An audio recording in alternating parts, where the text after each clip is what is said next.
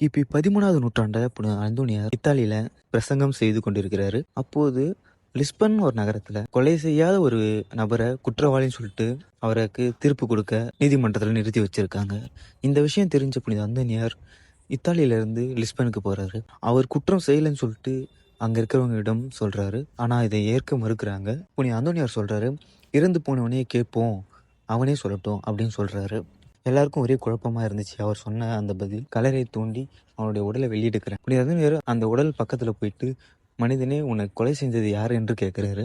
அப்போது அந்த இறந்து போனவன் பக்கத்துல இருந்து இன்னொருத்தர் காட்டுறாரு. குற்றவாளியை கைது செய்யறாங்க. குற்றம் செய்தா ஒருத்தவரை நீதிமன்றத்தில் நிறுத்தப்பட்டவரை விடுவிக்கிறாங்க. இப்படி நீதியின் பக்கமா அந்தோனியார் நின்று இருக்காரு. இப்படி பல அற்புதங்களை புனித அந்தோனியார் அவர் வாழ்ந்த காலகட்டத்தில் செஞ்சிருக்காரு.